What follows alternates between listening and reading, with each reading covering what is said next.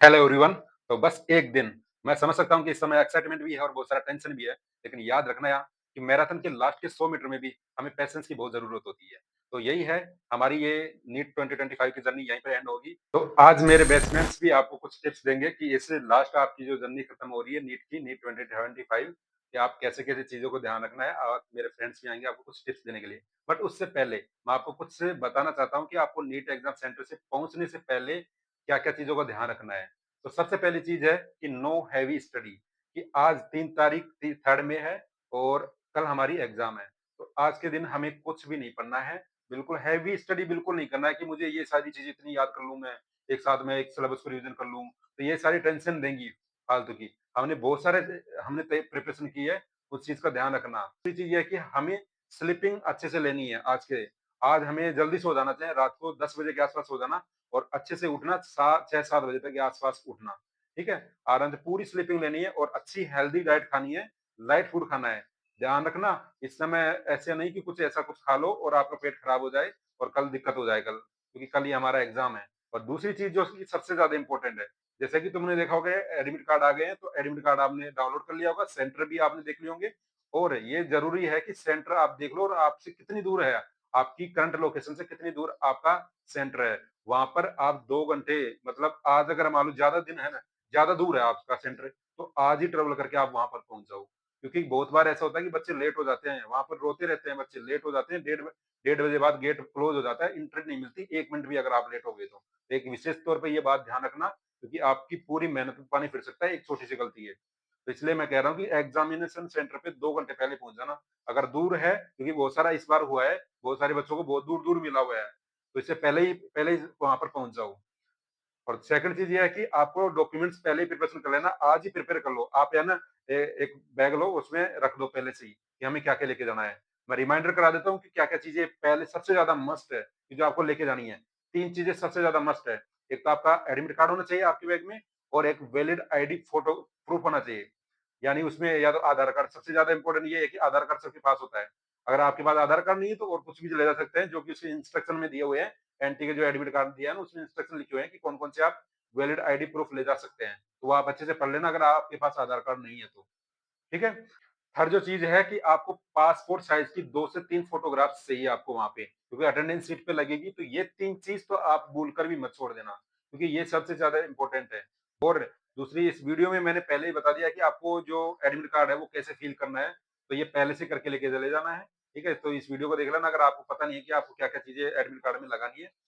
तो यार एक पॉजिटिव माइंडसेट रखना है और अपने आप को आज यही कहना है कि मैंने जो मेहनत की है वही काफ़ी है और जो कल अपना 100% देके आना है और ये नेगेटिव चीज़ें कंपैरिज़न से बिल्कुल दूर रहना। ये एग्ज़ाम आपका एक लाइफ़ का पार्ट है। अपने आप पे भरोसा रखना, जितनी मेहनत आपने की है वही काफ़ी है और उसको अच्छे से करके आना पेपर को। और अगर एग्ज़ाम के टाइम अगर थोड़ा लेट हो जाओ या कोई कहीं डिमोटिवेशन हो जाओ ना, तो उस समय ये चीज़ सोचना कि मुझे है ना सिलेक्शन नहीं लेना, बिल्कुल नहीं लेना मुझे सिलेक्शन, क्योंकि जो टेंशन आती है ना हमारे, तो इसीलिए आती है कि हम है ना ये सोच रहे हैं कि मेरा तो सिलेक्शन नहीं होगा। सीधी-सी बात सीधे से मुँह से निकलता है कि मेरा तो सिलेक्शन नहीं होगा, मेरा तो नहीं हो रहा, मेरा पेपर खराब हो गया, वो हो गया, मेरा तो हो रहा है कि मेरा तो टाइम गया, अब तो बिल्कुल सिलेक्शन नहीं होगा। तो इस वजह से स्ट्रेस आता है। तो एक बात अपने आप से कह दो कि मुझे सिलेक्शन नहीं लेना, बस।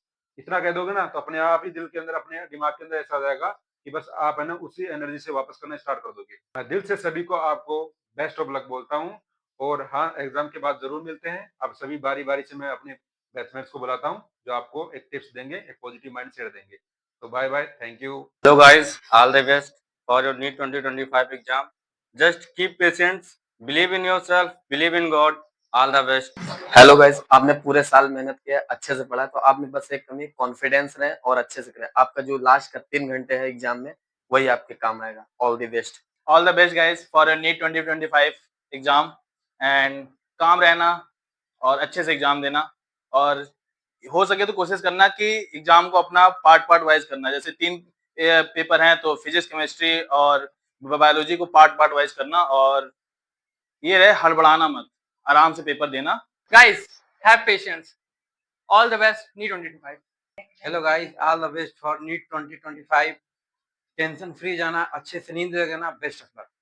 हे गाइस, कैसे हैं आप लोग? ये अप्रैल पाने से आप समझिए कि अब बस बहुत करीब है। तो अब ये लास्ट समय है तो आपका चल रहा होगा, जिसमें आप टेस्ट सीरीज जो दे रहे होंगे उसमें नंबर घट रहे होंगे यार, बहुत सारे डिमोटिवेशन होंगे, मेंटल प्रेशर होगा, सिलेबस नहीं कंप्लीट होगा बहुत लोगों का। तो यार मैं कहूँगा कि ये सब जो चीज़ होती है सेकेंडरी होती है। अगर आप इस चीज़ को साइड में करके देखो, तो जो 3 घंटे होते हैं ना, वो आपको मेन डिसाइड करते हैं कि आपने साल भर क्या मेहनत की है, नहीं की है, वो उससे मैटर नहीं होता। अगर आपके वो 3 घंटे अच्छे चले गए ना, तो आपको समझ लो कि आप कहीं और हो जाओगे। ये वर्दी आपके पास बहुत जल्दी आ जाएगी। 3 घंटे को इतना बेस्ट यूटिलाइज़ करना गाइस कि आपको लगे कि हाँ, मैंने पेपर इतना अच्छा किया है। और बाकी ऑल द बेस्ट आपके 2025 के लिए। All the best guys. All the best guys for NEET 2025। अच्छे से करना और कोई टेंशन ना लेना। बाकी एक दिन अच्छे से नींद लेके जाना और अच्छे से पेपर देना, कोई भी टेंशन ना लेना। All the best guys for your exam NEET 2025 और अच्छे से पढ़ के जाना, टेस्ट देना बढ़िया से और फोड़ के रख देना पेपर को। पेपर चाहे कैसा भी हो, पैनिक बस मत करना, बाकी सब ऊपर वाला देख लेगा। All the best again. All the best guys for your NEET 2025 exam. जब मैं कर सकता हूँ, हमारे ये ऐसे दोस्त कर सकते हो, तो तुम लोग क्यों नहीं कर सकते हो? बस वो 3 घंटे तुम्हारा डिसाइड करेंगे कि तुम्हें कैसे पेपर देना है। एकदम चिल रह के देना, कोई दिक्कत नहीं है, 2 राउंड पे पेपर करना। Hello guys, all the best for your exams.